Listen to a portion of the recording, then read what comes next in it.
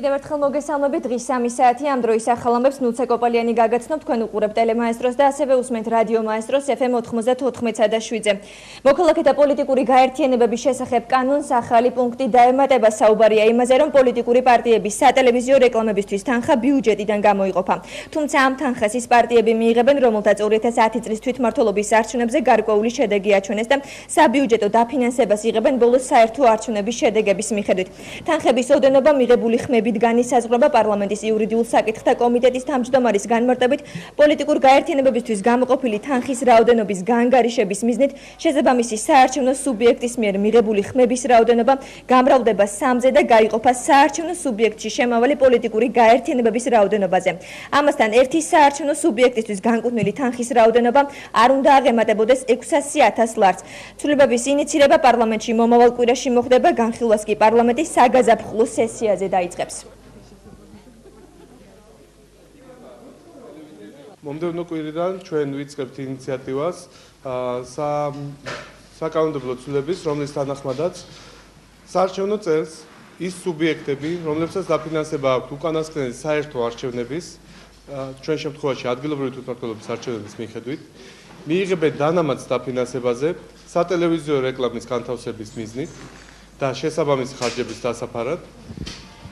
ამ დაფინანსების ოდენობა წარმოადგენს პოლიტიკური გაერთიანებების მიერ მიღებული ხმების სამმაგოდენობას. ამასთან დადგენილია ზედაზღვარი, შესაბამისად პოლიტიკურ გაერთიანებას ვერ ექნება 600,000 ლარზე მეტი. თუმცა ამ ზღვარის ფარგლებში შესაბამისად მათ მიერ მიღებული ხმების რაოდენობისა ყველა სუბიექტი მიიღებს დანამატს დაფინანსებას. მე პირადად ამ ინიციატივას ნამდვილად მხარს ვუჭერ. პოლიტიკურ პარტიებს უნდა გააჩნდეთ თანხა იმისთვის, რომ სრულფასოვნად იფუნქციონირონ, იმისთვის, რომ ერთმანეთის კონკურენტები იყვნენ და იმისთვის, რომ საქართველოში ჩატარდეს თავისუფალი და კონკურენტული არჩევნები. ამისთვის პარტიებს სჭირდება თანხა, ეს თანხა უნდა იყოს ლეგალური, ეს თანხა უნდა იყოს გამჭვირვალე და სწორედ ამიტომ მე პირადად ნამდვილად მხარს დავუჭერ პოლიტიკური პარტიებისთვის ბიუჯეტიდან გამჭვირვალედ და კანონიერად დამატებითი თანხების გამოყოფა. და უკვე ცნობილია, რომ პოლიტიკური სუბიექტებისთვის სატელევიზიო რეკლამის განთავსების ხარჯების დასაფარად სახელმწიფო ბიუჯეტიდან დამატებით 2,229,291 ლარი გამოიყოფა. ნაციონალური მოძრაობის მიერ გავრცელებული ინფორმაციის თანახმად აღნიშნული თანხიდან 600,000 ლარს მიიღებს ნაციონალური მოძრაობა, 213,000 ლარს მრეწველები, 200,000 ლარს ქრისტიან დემოკრატები, ქრისტიან დემოკრატიული სახალხო პარტია და პაატა დავითაიას ევროპელი დემოკრატები, რომლებიც 2010 წლის თვითმმართველობის არჩევნებში ერთ ბლოკში იყვნენ გაერთიანებული. სათითაოდ 117,000 ლარს მიიღებენ თავისუფალი დემოკრატები, მემარჯვენეები, რესპუბლიკელები და საქართველოს გზა, რომლებიც ადგილობრივი თვითმმართველობის არჩევნებზე ასევე ერთ ბლოკში ადგენდნენ. 115,000 ლარს მიიღებენ კონსერვატორები, ხალხის პარტია და მოძრაობა ერთიანი საქართველოსთვის, რომლებმაც არჩევნებში ეროვნული საბჭოს სახელით მიიღეს მონაწილეობა.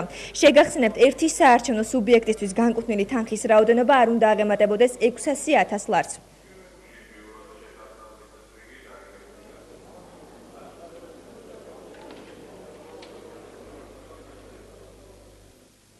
საპარლამენტო უმრავლესობაში ვენეციის კომისიის განცხადებას გამოეხმაურნენ იურიდიული კომიტეტის თავმჯდომარე პავლე კუბლაშვილი. ამბობს, რომ ცვლილებები, რომელიც მოქალაქეთა პოლიტიკური გაერთიანებების შესახებ კანონში შევიდა, ვენეციის კომისიის რეკომენდაციების მიხედვით შემუშავდა.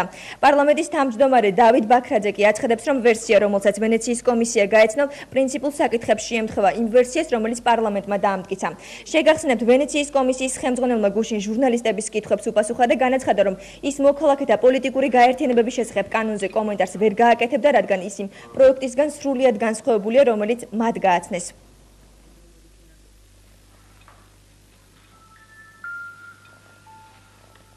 ვენეციის კომისიას ყოველთვის ეგზავნება კანონის წინასწარი ვარიანტი. ბუნებრივია შემდეგ ეს კანონი გადის საპარლამენტო დებატებს და ამ საპარლამენტო დებატების დროს გარკვეული ცვლილებები კანონში ყოველთვის შედის. ვენეციის კომისია არასდროს არ გვიგზავნის გამზადებულ კანონს, რომელსაც აქ პარლამენტში ურტყავთ ბეჭედს. ვენეციის კომისია იცნობა ძირითად პრინციპებს და შემდეგ საპარლამენტო დებატების დროს ბუნებრივია გარკვეული ცვლილებები ყოველთვის შედის. მაგრამ მე შემიძლია მარტივად გირჩიოთ, ვენეციის კომისიის ვებგვერდზე დევს კანონის ის ვარიანტი, რომელიც გაიგზავნა საქართველოდან, რომელზეც ვენეციის კომისია მოამზადა დასკვნა და თუ თქვენ შეადარებთ ამ ვარიანტს და პარლამენტის მიერ მიღებულ საბოლოო ვარიანტს, დაინახავთ, რომ პრინციპების დონეზე ვენეციის კომისიამ იმსჯელა ყველა იმ საკითხზე, რომელიც ასახულია საბოლოო კანონზე. მას შემდეგ, რაც გაიგზავნა ვენეციის კომისიაში დასკვნისათვის ეს კანონპროექტები, ცვლილებები შევიდა მხოლოდ ამ დასკვნიდან გამომდინარე და ამ რეკომენდაციების შესრულების მიზნით, თუ ვინმეს აქვს სურვილი, შეუძლია გადაამოწმოს ეს იმ ვებგვერდზე გამოქვეყნებული დოკუმენტით, რომელიც ვენეციის კომისიას გააჩნია და საბოლოო რედაქციით. ქართული ოცნების ოფისში ეკატერინე ლემონჯავას შემთხვევის შესახებ სოზარ სუბარმა ბრიფინგი გამართა. სუბარს ლემონჯავამ როგორც უფლებადამცველს გუშინ მიმართა. ფაქტი ქართული ოცნების ადვოკატმა შეაფასა და განაცხადა, რომ ეკატერინე ლემონჯავას უფლებებს დაიცავს, რადგან ის ქართული ოცნების მხარდამჭერად 19 იანვარს დარეგისტრირდა. მის მიმართ განხორციელებულ ზეწოლას მოძრაობაში კი სწორედ ამას უკავშირებენ. ბრიფინგზე დღეს ლემონჯავას განცხადება წარადგინეს, სადაც ის საქართველოს მთავარ პროკურორს მურთა ზოდელავას ფაქტის გამოძიებას თხოვს. ბრიფინგზე აუდიო და ფოტო მასალა წარმოადგენს, სადაც დაზარალებულმა ის სამართალდამცავი ამოიცნა, რომელიც როგორც თავად ამბობდა, მასზე ზეწოლას ახორციელებდა.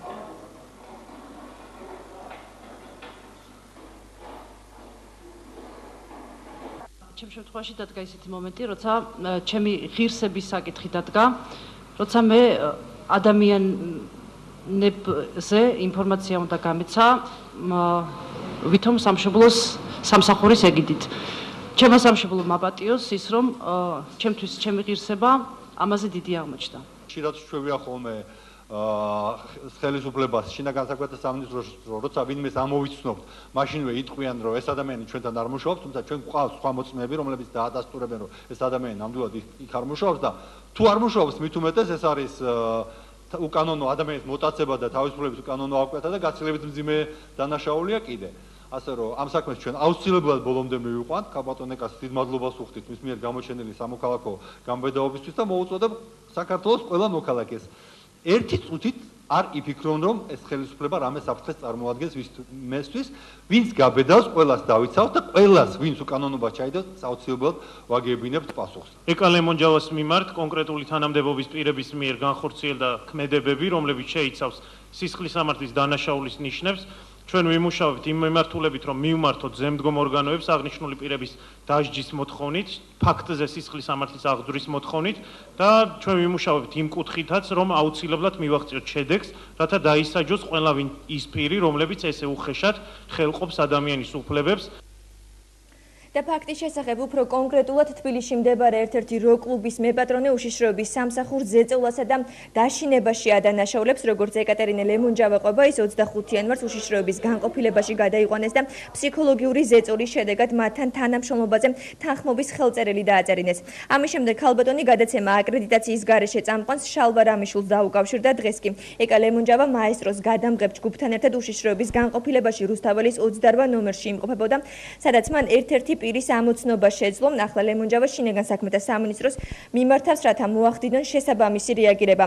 როკ-კლუბის მეპატრონის განცხადებით, მან ერთი თვის წინ მოკლე ტექსტური შეტყობინებაც მიიღო, რომელშიც ეწერა, რომ მისით შინაგან საქმეთა სამინისტრო დაინტერესდა.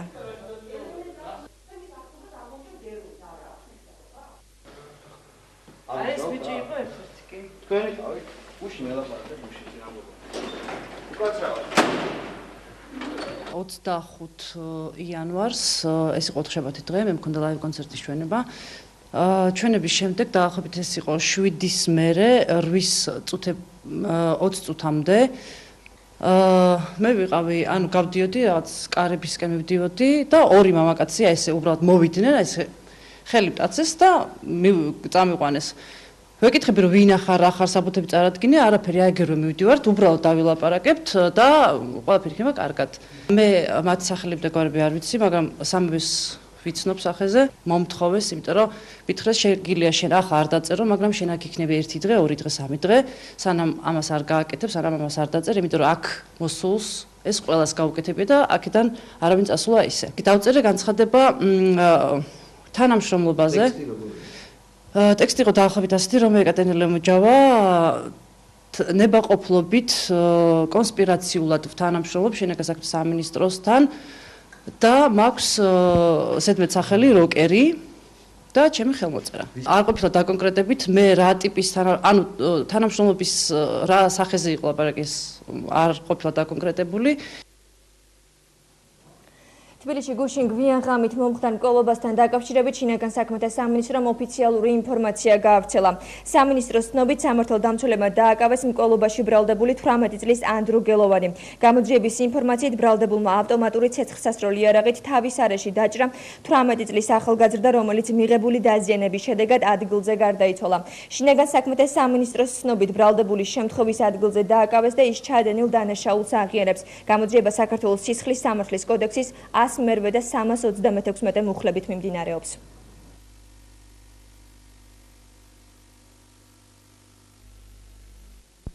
სინოპტიკოსები მთელი საქართველოს მასშტაბით ტემპერატურის ვარდნას და ყინვებს ვარაუდობენ. გარემოს დაცვის სამინისტროს მონიტორინგისა და პროგნოზირების ცენტრის ხელმძღვანელის განცხადებით, აღმოსავლეთ საქართველოს უმეტეს რაიონებში თოვა დღესაც შენარჩუნდება.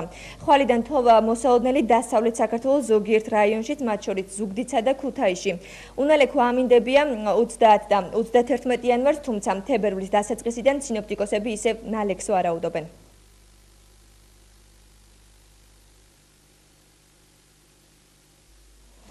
საგანგებო სამსახურის 112-ის მომსახურებაზე გადასახადის დაწესებას აპროტესტებენ საქართველოს გზაში. როგორც დღეს გამართულ პრესკონფერენციაზე პარტიის წევრებმა განაცხადეს, მთავრობის ამ დადგენილებას სასამართლოში გაასაჩივრებენ, მოსახლეობას კი თანადგომისკენ მოუწოდებენ.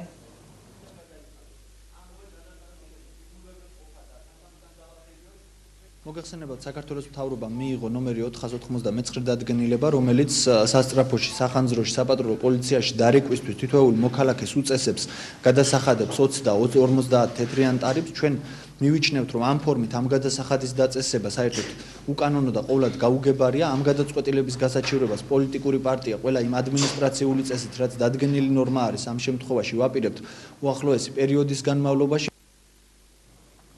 და 112-ის სამსახურის საფასურის დაწესებას აპროტესტებს პარტია თავისუფალი საქართველოს. პარტიის ერთ-ერთი წევრის განცხადებით, ეს ხელისუფლების მიერ შემუშავებული კიდევ ერთი ხერხია, რომ მოსახლეობას რაც შეიძლება მეტი თანხა გამოსცალონ.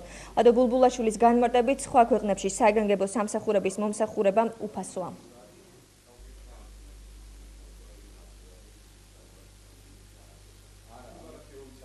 საქართველოში დაახლოებით 3 მილიონ ადამიანს აქვს მობილური ტელეფონი და აბსოლუტური უმრავლესობა მათი ხარჯავს 5 ლარზე მეც თვეში. დაახლოებით 9 მილიონ ლარზე მეტი შევა ყოველთვე ჩინოვნიკების ჯიბეებში. ჩვენ რა თქმა უნდა ვაპროტესტებთ ამ ფაქტს და გვაინტერესებს თუ რატომ ხდება ეს ყოველივე. ჩვენსაც ეს არის ერთ-ერთი ხერხი ხელისუფლებისა, თუ როგორ გამოზავონ ჩვენს მოსახლეობას თანხა და ჩვენ თუ გავითვალისწინებთ უცხო ქვეყნების პრაქტიკას, იქ ყოველივე ეს მომსახურება არის უფასო და ამაში მოქალაქეები თანხას არ იხდიან. 2012 წლის 1 იანვრიდან საქართველოს მთავრობის ნომერ 499 დადგენილებით 112 საფასური 20 თეთრი დაგექვითებათ ანგარიშიდან თუ თვის განმავლობაში დახარჯული თანხა აღემატება 5 ლარს. ასეთი მოკლე ტექსტური შეტყობინება თითქმის ყველა აბონენტმა უკვე მიიღო. როგორც ახალგაზრდა იურისტთა ასოციაციაში განმარტეს, ეს არის ფიქსირებული გადასახადი და აბონენტი იხდის 20 თეთრს იმის მიუხედავად იყენებს თუ არა ის 112-ის მომსახურებას. მთავრობის ამ დადგენილების მიხედვით მობილურის აბონენტებისთვის თვეში საფასური ფიზიკური პირისთვის 20 თეთრს, იურიდიული პირისთვის, ორგანიზაციისთვის და დაწესებულებისთვის კი 50 თეთრს შეადგენს. 112 საგანგებო სამსახურის გამოძახების სატელეფონო ნომერია, ის სასწრაფო, საპატრულო, სამაშველო, საგანგებო და სახანძრო მომსახურებას აერთიანებს. მოქალაქე 112 ოპერატორს დაუკავშირდება, რომელიც მას საჭიროების მიხედვით შესაბამის სამსახურთან დააკავშირებს. 2012 წლის 1 იანვრამდე ყველა სატელეფონო მომსახურება უფასო იყო.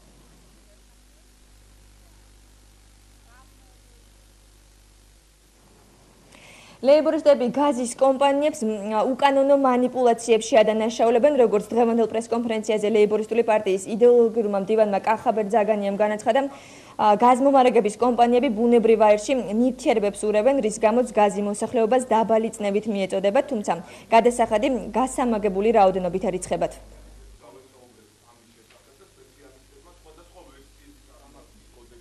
ქურც რა უნდა და ბნელი ღამეო. ამ პრინციპით ცივ ზამთარს სააკაშვილ უგულავას კონტროლირებადი გაზის კომპანია იყენებს მოსახლეობის გასაძარცვად.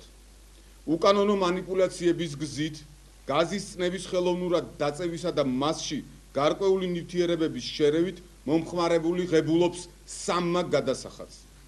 გაყინული მოსახლეობისგან წაგლეჯილი თანხები მოხმარდება ხელისუფლების ზამთრის კურორტებზე გრიალს, ასევე არჩევნების გაყალბებას. დავით ბაქრაძე შვეიცარიის საგარეო ურთიერთობათა დეპარტამენტის დელეგაციაში შეხვდა, შეხვედრა დახურულ კარს მიღმა მიმდინარეობდა და ჟურნალისტებთან კომენტარი მხოლოდ პარლამენტის თავმჯდომარემ გააკეთა. ბაქრაძის თქმით, შვეიცარიამ წარსულში უკვე დიდი როლი ითამაშა საქართველოს საგარეო ურთიერთობების ჩამოყალიბებაში, მათ შორის ვაჭრობის მსოფლიო ორგანიზაციაში რუსეთის გაწევრიანების საკითხთან დაკავშირებით.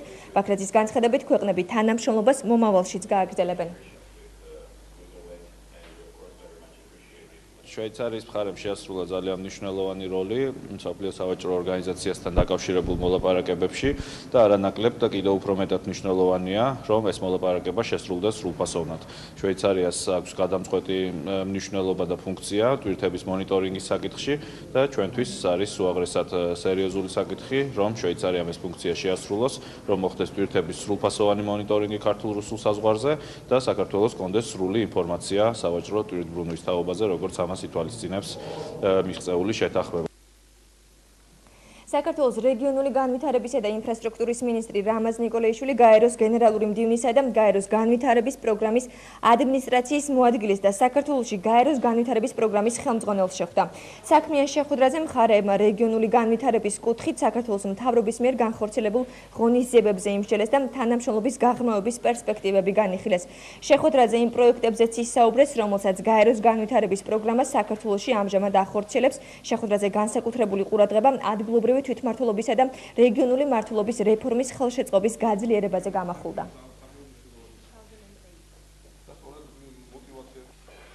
მივაწოდეთ ინფორმაცია იმ პროექტების შესახებ და იმ რეფორმების შესახებ, რომელსაც სამინისტროში ვატარებთ და მინდა გითხრათ, რომ ძირითადი მიმართულება ჩვენი შეხვედრების იყო შემდეგი. ეს არის რეგიონული განვითარების გეგმა, რომელზეც ჩვენ ვიმუშავებთ ქვეყნის მთავრობამ და დავამტკიცეთ. რეგიონული განვითარების სტრატეგია 2017 წლებზე და შესაბამისად ის მიდგომები, რომელიც გააჩნია UNDP-ს ამ მიმართულებით და ეს მხარდაჭერა, რომელსაც ჩვენ ვღებულობთ წლების განმავლობაში, მე მინდა გითხრათ, რომ ჩვენ შემდეგ ეტაპზე გადავიდით რეგიონული განვითარების გეგმის, ეს არის სტრატეგიების შემუშავება უკვე თვითონ რეგიონებში. მე პირველად ვიმყოფები საქართველოში. დღეს შევხვდი რეგიონული განვითარების მინისტრს. ვისაუბრეთ ინფრასტრუქტურულ პროექტებზე და რეგიონის განვითარებაზე. ჩვენ მზად ვართ, რომ საქართველოს ყოველგვარი დახმარება გაუწიოთ. მნიშვნელოვანია, რომ განვითარება ხდებოდეს არა მხოლოდ ქალაქებში, არამედ რეგიონებში. აფხაზეთის დე-ფაქტო ხელისუფლება თავდაცვის სისტემის გაძლიერებაზე მსჯელობს, ამის შესახებ სააგენტო აფსნი პრესი უწყება. ამ თემაზე დე-ფაქტო პრეზიდენტმა ალექსანდრე ანქვამმა და თავდაცვის მინისტრმა მერაბ ქიშმარიამ იმსჯელეს, ანქვამის სამხედრო ნაწილების ბრძოლის უნარიანობით და საკადრო შემადგენლობით დაინტერესდა. ქიშმარიამ აღნიშნა, რომ აფხაზურ არმიაში მწვავე პრობლემები არ არის.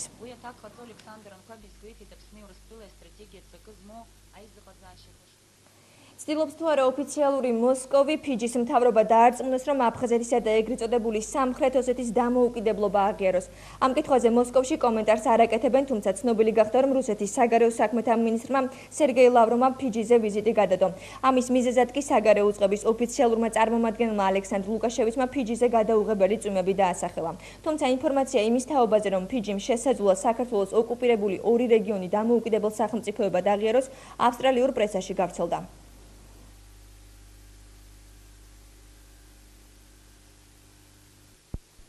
თბილისი მერიოში მსჯავრდებულ ომარ ქუცნაშვილის 70 წლის იუბილეა აღნიშნეს. ორშაბათს კი მისი ახლობლები და ადვოკატი სასჯელ ახსრულების სამინისტროს მისი ვადამდე ადრე გათავისუფლების მოთხოვნით მიმართავენ, რადგან პატიმარს უკვე მოხდილი აქვს სასჯელის ნახევარზე მეტი.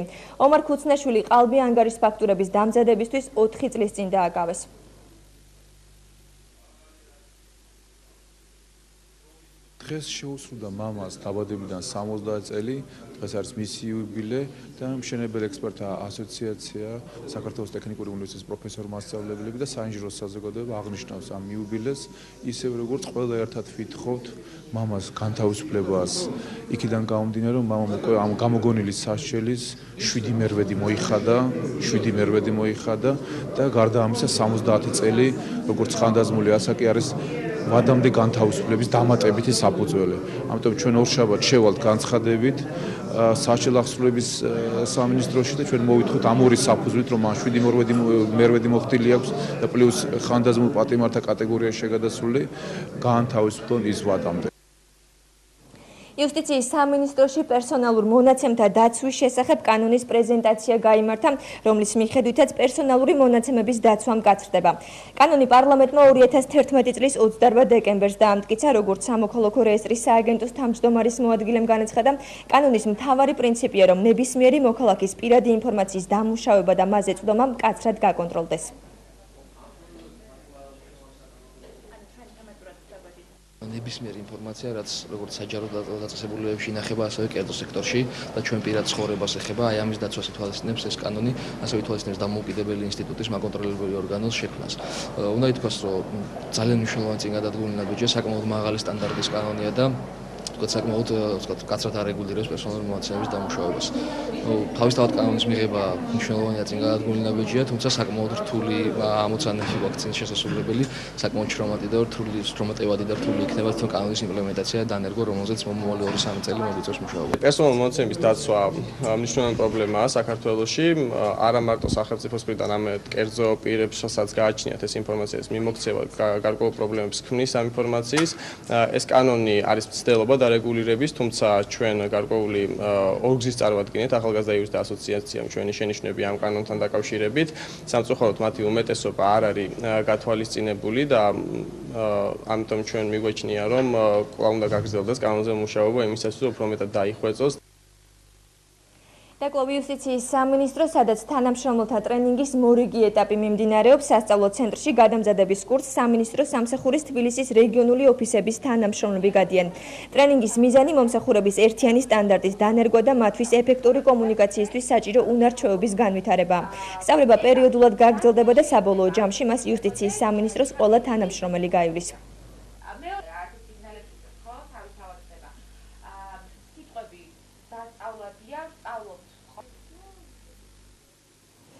სპორტისა და ახალგაზრდულ საქმეთა მინისტრი ვლადო ვარძელაშვილი ძიუდოს აკადემიას ეწვია და თბილისის მსოფლიო თასის წინ საქართველოს ნაკრების ღია ვარჯიშს დაესწრო. 28-29 იანვარს თბილისის სპორტის სასახლემ პრესტიჟულ საერთაშორისო ტურნირს თბილისის მსოფლიო თასს უმასპინძლებს. ტურნირში მონაწილეობას 44 ქვეყნის ნაკრები მიიღებს. ქართული გუნდი კი შეჯიბრებაში 28 ძიუდოისტით ჩაერთვება.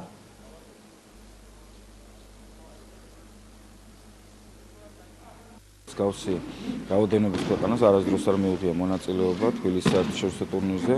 ეს არის არაოფიციალური სალიცენზიო ტურნირი, სადაც 40-ზე მეტი ქვეყანა მიიღებს მონაწილეობას და ძალიან მნიშვნელოვანია, თუ როგორ წარდგებიან ჩვენი სპორტსმენები.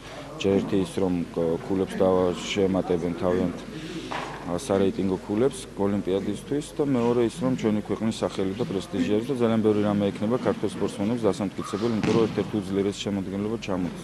თბილისი ნელ-ნელა ისევე როგორც სპორტის სამინისტროსა და ასევე ჩვენი ერთობლივი ღონისძიებებითა და მეცადინეობის შედეგად სულ უფრო და უფრო აქტიურად იკვეთება მსოფლიო იმ ქალაქების სიაში, სადაც შესაძლებელია მაღალი დონის ტურნირების ჩატარება. მოძრაობა იბერიელების წევრებმა ლეიკემიით დაავადებული ბავშვებისთვის სისხლი გაიღეს. ისინი დღეს იეშულის სახელობის ბავშვთა კლინიკაში შეიკრიბნენ და მათი განცხადებით მსგავსი აქცია მომავალშიც გაგრძელდება.